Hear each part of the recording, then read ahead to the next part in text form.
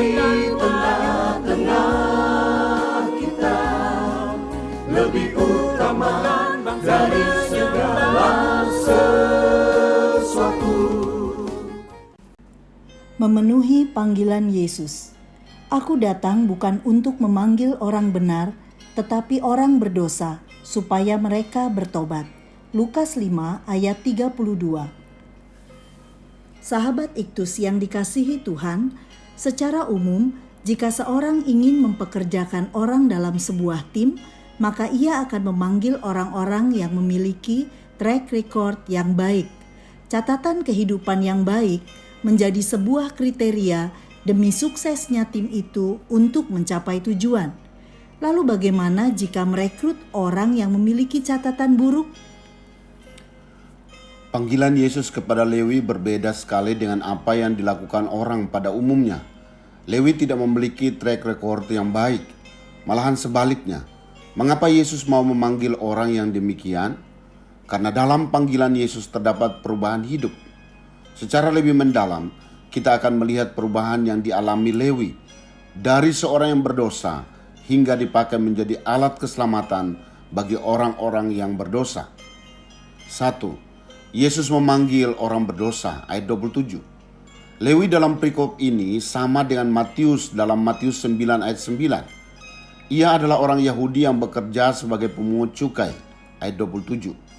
Pada zaman itu, pemungut cukai dibenci dan dianggap hina oleh masyarakat. Pemungut cukai disamakan dengan kelompok orang berdosa, ayat 30b. Mengapa mereka dibenci dan dianggap hina? Karena mereka bekerja untuk pemerintah Romawi sebagai penagih pajak yang memeras rakyat dengan cara menaikkan pajak dan mengkorupsi kelebihannya. Dalam kisah ini diceritakan bahwa Yesuslah yang mendatangi Lewi, bukan sebaliknya.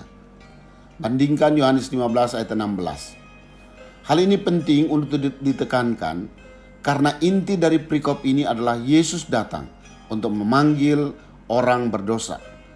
Ketika Yesus melihat Lewi, ia memanggil, "Ikutlah aku." Dalam bahasa aslinya menyiratkan, tindakan yang terus-menerus.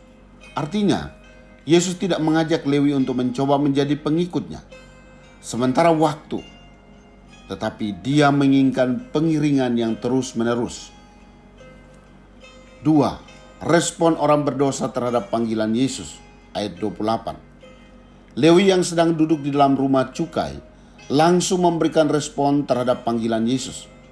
Jika dibandingkan dengan orang lain dalam meresponi panggilan Yesus, tindakan Lewi adalah hal yang luar biasa. Bandingkan Matius 8 ayat 18 sampai 22.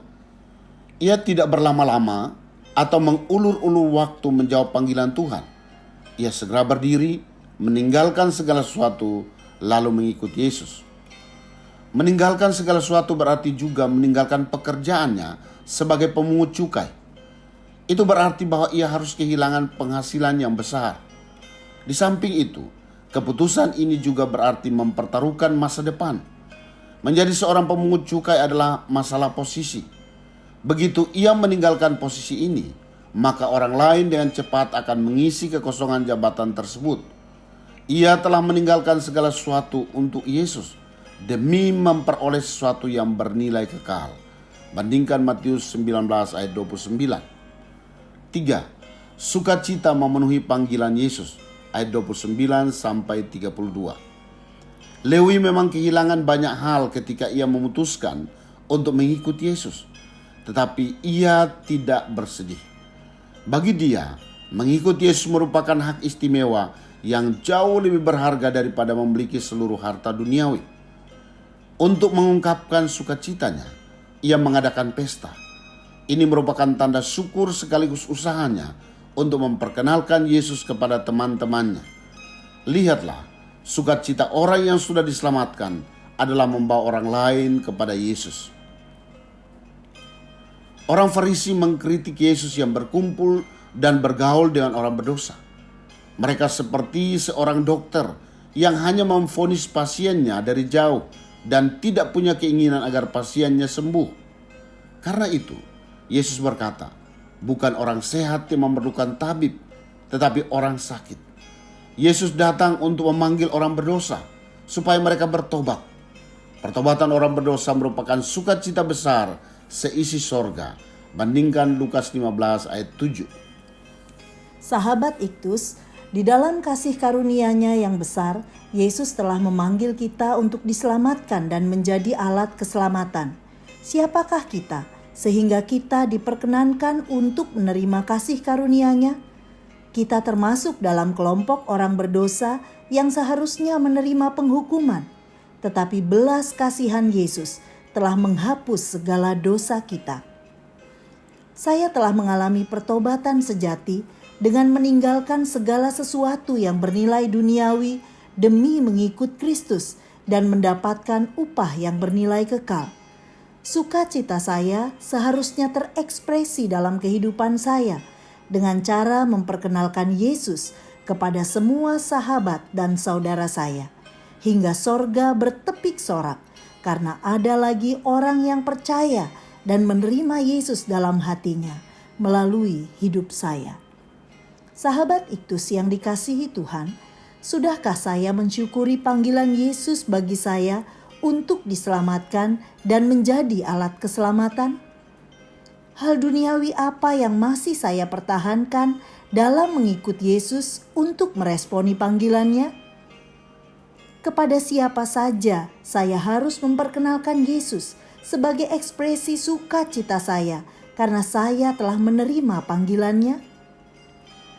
Tuhan Yesus, saya bersyukur karena Engkau telah memanggil saya untuk menerima anugerah keselamatan.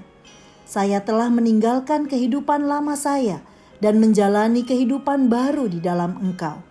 Kerinduan saya adalah saya dapat memperkenalkan Engkau, ya Yesus, kepada semua sahabat dan saudara saya, agar mereka pun mengalami pertobatan sejati di dalam Engkau.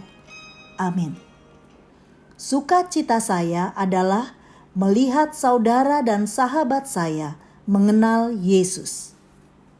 Kristus ada di tengah-tengah kita, lebih utama dari segala sesuatu. Kristuslah yang harus ku beritakan hingga datangmu Kristus.